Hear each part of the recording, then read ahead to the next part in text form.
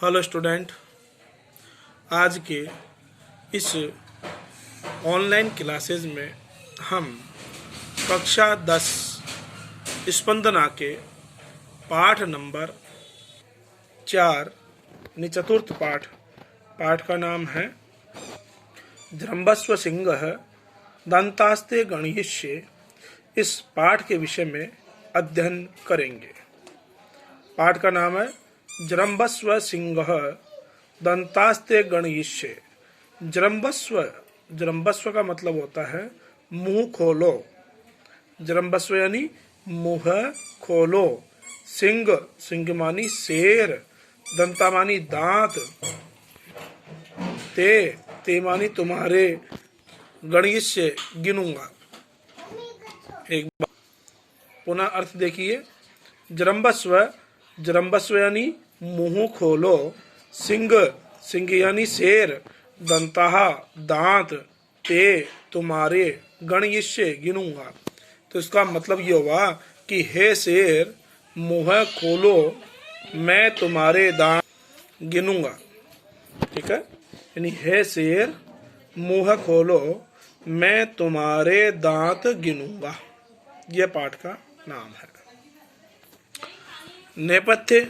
नेपथ्य से मा खलु चापलम कुरु कथम गतो एवात्मनः प्रकृतिम।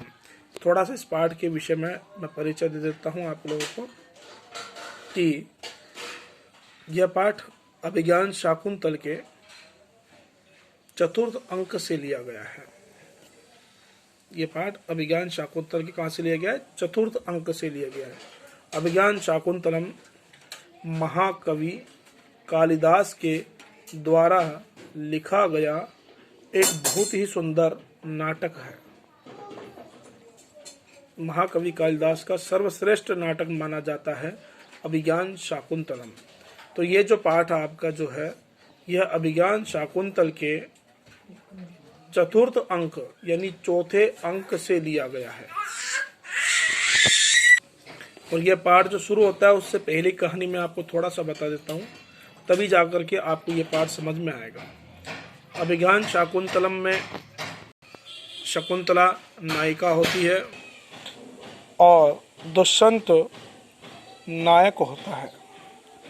तो इस नाटक में क्या होता है कि राजा दुष्यंत एक बार आखेट के लिए अर्थात शिकार के लिए जंगल में जाता है और वह एक हिरण का शिकार कर रहा होता है। आगे आगे हिरण और पीछे पीछे दुष्यंत होता है। भगते भगते हिरण आश्रम में महर्षि कर्णव ऋषि के आश्रम में प्रवेश कर जाता है और उस हिरण का अनुसरण करते हुए दुष्यंत भी महर्षि कर्णव के आश्रम में प्रवेश कर जाते हैं। तत्पश्चात उसी समय ही शकुंतला, जो कि महर्षि कर्णव की पालित पुत्री यानी पाली हुई पुत्री थी, वह महाराज दुष्यंत को उस हिरण का शिकार करने से रोकती है और कहती है कि हे दुष्यंत, इस आश्रम में शिकार करना निषेध है, जीव हत्या निषेध है, अतः कृपया आप इस आश्रम में इस हिरण का शिकार ना करें। परिचय होने के पश्चात शकुंतला को ये पता चलता है कि जो शिकार करने वाला जो शिकारी है वो महाराज दुष्यंत है। तो महाराज होने के कारण शकुंतला दुष्यंत को आश्रम में ठहरने का निमंत्रण देती है और कुछ पल विश्राम करने के लिए कहती है। महर्षि कर्णव उस समय तीर्थ यात्रा पे गए हुए होते हैं, अतः शकुंतला ही उनका आतिथ्य सत्कार करती है।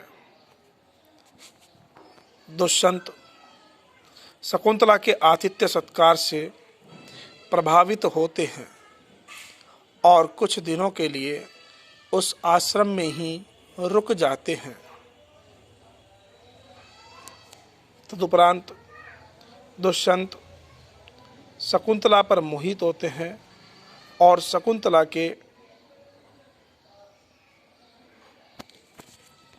सौंदर्य पर मुग्ध होकर के दुष्यंत शकुंतला को चाहने लगते हैं।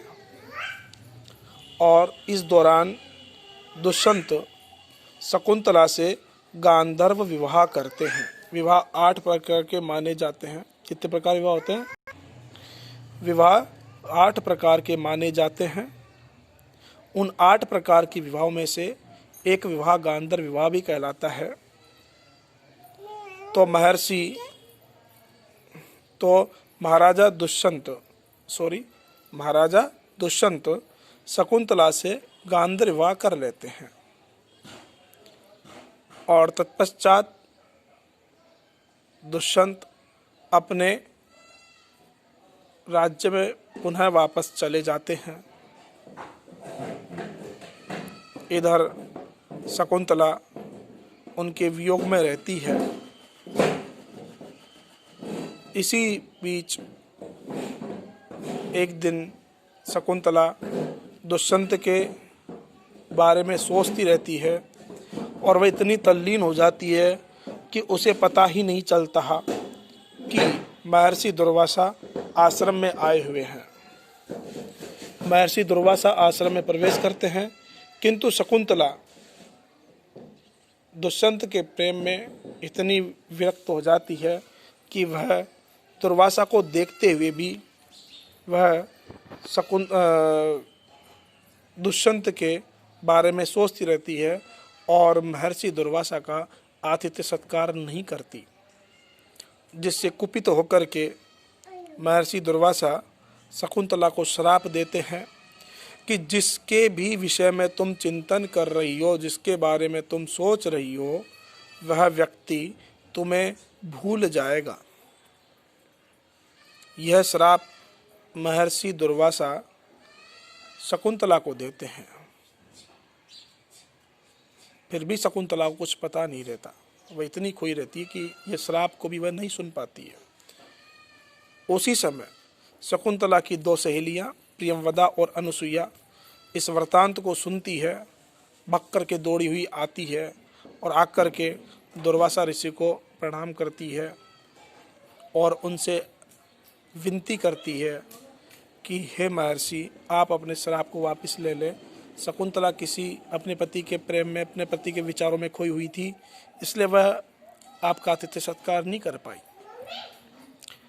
अनुनय विनय करने के पश्चात महर्षि दुर्वासा शांत होते हैं और कहते हैं कि मेरा श्राप नहीं टलेगा, किंतु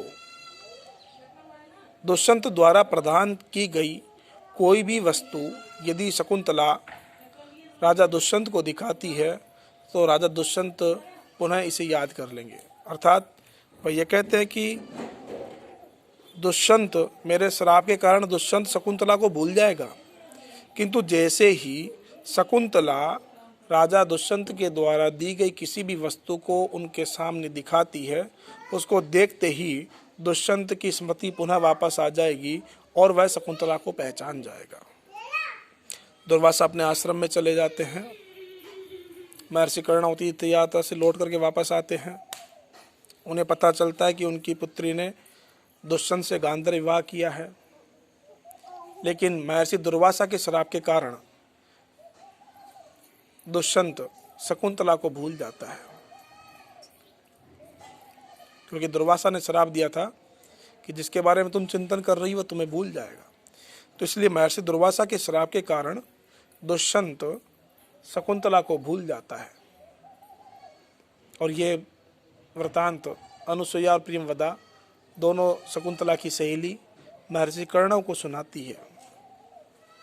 तो महर्षि कर्णव अपने आश्रम के शिष्यों के साथ शकुंतला को दुष्यंत के राज्य में भेजते हैं कि वो सोचते हैं कि श्राप के कारण दुष्यंत भूल गया, अतः जैसे ही शकुंतला सामने जाएगी और दुष्यंत के द्वारा दी गई अंगूठी शकुंतला दुष्यंत को दिखाएगी तो वह उसे पुनः याद कर लेगा। बीच गांधार विवाह के समय दुष्यंत ने एक अंगूठी शकुंतला को दी थी, इसलिए जैसे ही वह अंगूठी शकुंतला दुष्यंत को दिखाएगी, दुष्यंत को सारा वृतांत पुनः याद आ जाएगा। तो इसलिए वो महर्षि कर्ण अपनी पुत्री शकुंतला को अपने आश्रम के शिष्यों के साथ विदा कर देते हैं दुष्यंत के लिए। रास्ते में सची तीर्थ पड़ता है, एक सरोवर पड़ता है सची तीर्थ पर। तो सची तीर्थ नाम के सरोवर में जब शकुंतला स्नान कर रही होती है तो स्नान करते समय वह अंगूठी शकुंतला की उंगली से फिसल करके पानी के अंदर गिर जाती है, जल में गिर जाती है। और स्नान करने के पश्चात वहाँ से फ्री होकर के वो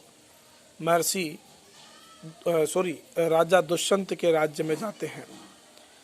वहाँ राज्य में जाकर के वह द्वारपाल के माध्यम से राजा को सूचना भिजवाते हैं कि हे दुष्यंत राजा, आपकी पत्नी शकुंतला आपसे मिलना चाहती है। किंतु श्राप के कारण दुष्यंत शकुंतला को भूल जाता है और वह कहता है कि मैं किसी शकुंतला को नहीं जानता हूँ। राजा के सामने उनको उपस्थित किया जाता है। शकुंतला कहती है कि हे दुष्यंत, आपने मेरे साथ गांधार विवाह किया है, आप मुझे पहचानो, आप आश्रम में आए थे। वो पूरी बात सुनाती है कि इस प्रकार से आप शिकार करते हुए आश्रम में आए थे और मैंने आपको शिकार करने से रोका था, आपका आतिथ्य सत्कार किया था, आप वहाँ पर रुके थे, फिर हम दोनों ने गांधार विवाह किया था। किंतु दुष्यंत महर्षि दुर्वासा ऋषि के श्राप के कारण शकुंतला को भूल जाता है और वह कहता है कि मुझे कुछ भी याद नहीं है, तुम झूठ बोल रही हो। उसी समय शकुंतला की जो सहेली या प्रियंवदा और अनुसुईया को याद आता है कि महर्षि दुर्वासा ने श्राप के निवारण का एक उपाय बताया है कि जैसे ही शकुंतला दुष्यंत के द्वारा प्रदान की गई प्रदत्त कोई भी वस्तु दुष्यंत को दिखाती है तो राजा दुष्यंत को सारी वार्ता पुनः स्मृत हो जाएगी, पुनः याद आ जाएगी। तो उसी समय प्रियंवदा अनुसुईया शकुंतला से कहती है कि वह उस अंगूठी को राजा दुष्यंत को दिखाए। अब जैसे ही शकुंतला अपनी उंगली में उस अंगूठी को ढूंढ रही होती है तो वह देखती है कि उसकी उंगली में वो अंगूठी नहीं है। और जब वह अंगूठी उंगली में नहीं होती है तो वह उस अंगूठी के अलावा ऐसी कोई भी वस्तु नहीं थी जो राजा दुष्यंत ने उसको दी थी। एकमात्र राजा दुष्यंत ने शकुंतला को अंगूठी दी थी और वह अंगूठी भी नहाते समय तालाब में गिर गई। इसलिए शकुंतला उसे कुछ भी नहीं दिखा पाती और राजा को याद कुछ भी नहीं आता और राजा उन्हें धक्के देकर के महल से बाहर निकाल देते हैं। कुछ समय पश्चात एक मछुआरा राजा के सामने आता है और राजा से विनती करता है कि महाराज, जैसे ही मैं सची तीर्थ नाम के सरोवर में मछलियाँ पकड़ रहा था तो मछली पकड़ करके जैसे मैंने मछली का पेट काटा तो उसके अंदर से मुझे ये बहुमूल्य बेशकीमती अंगूठी मिली और वह अंगूठी राजा को वह प्रदान करता है।